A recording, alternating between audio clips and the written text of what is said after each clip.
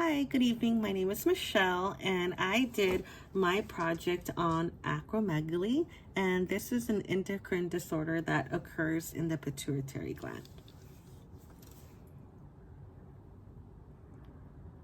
So what is acromegaly?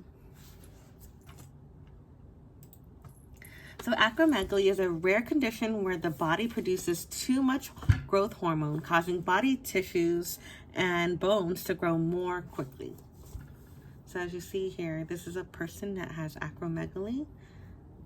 They're huge and they grow taller than the average person. So what is the cause of acromegaly? So what happens here is that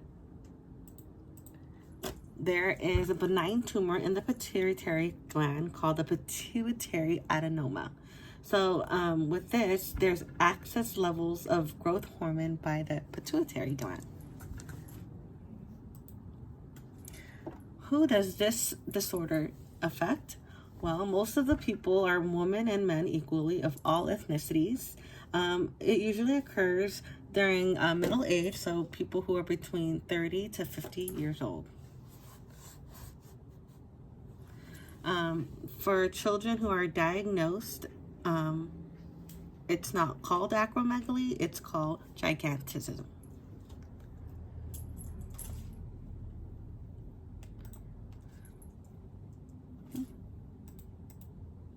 So here's a picture side by side of a person or a child that has gigantism, and then to the right here we have an adult that has acromegaly. So it's the same thing where the pituitary gland is excreting excessive growth hormones. Just rather than being called acromegaly, a child is diagnosed with gigantism. So here's the pituitary gland, also known as the pituitary adenoma in acromegaly. So you see here it's growing, and then the hormones get secreted, and then you start to see the changes in a person. So here are some of the signs and symptoms of a person who has acromegaly. We have enlarged bones in face, feet, and hands. And then we have excessive hair growth in women, enlarged jaw. They have deep voices. They have enlargement of the heart, joint and muscle pain, abnormal darkening of the skin, kyphoscoliosis, where there's a curvature of the spine, excessive weight gain, and excessive sweating and body odor.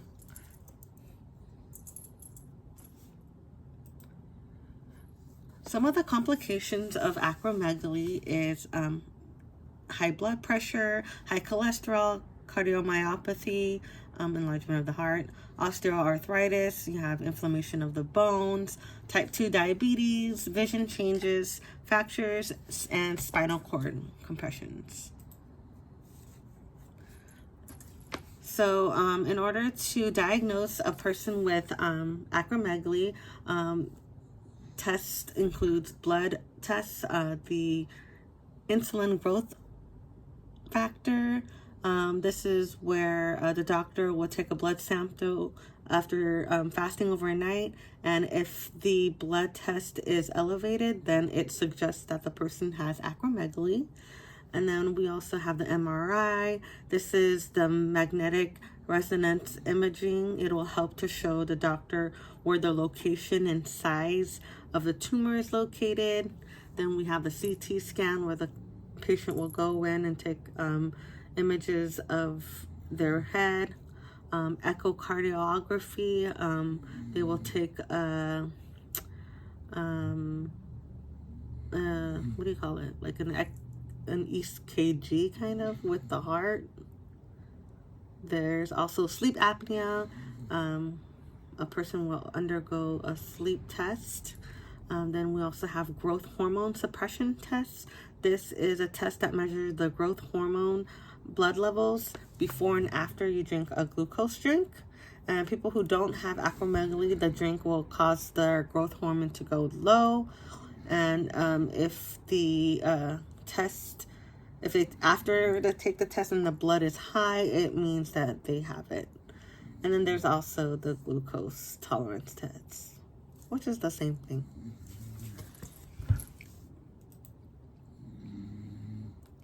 And then next is medical and surgical treatments.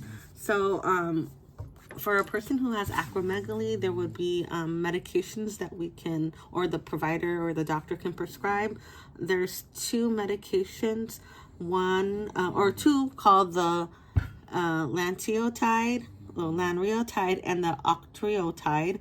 These are two medications here that are synthetically man-made hormones, because the hormone that causes acromegaly is called somatostatin, and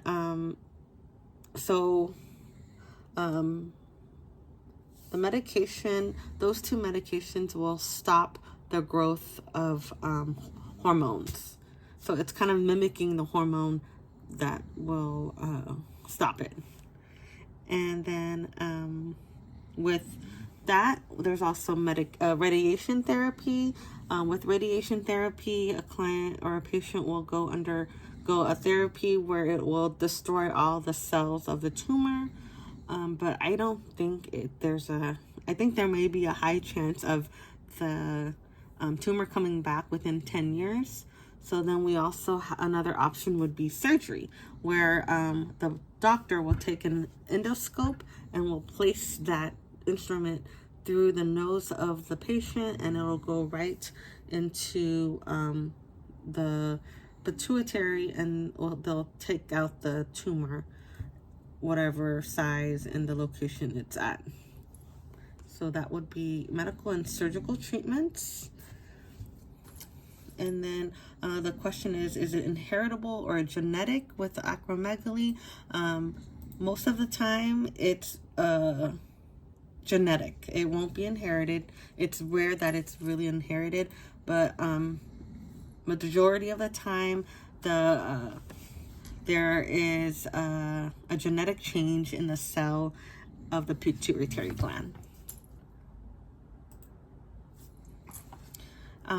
So some of the supportive groups that I found was the Genetic and Rare Diseases, and then we also have the rarediseases.org, as well as the Pituitary Foundation.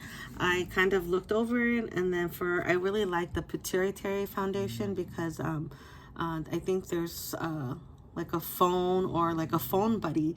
So if you're experiencing acromegaly and you don't have anybody there for you, there's this thing where you have like a phone buddy. They're there to help share tips and share the experiences that they've gone through, and then provide encouragement along while you're going through this journey. So that's pretty cool. And then here's the work that I found with all these websites, my works cited. Oops.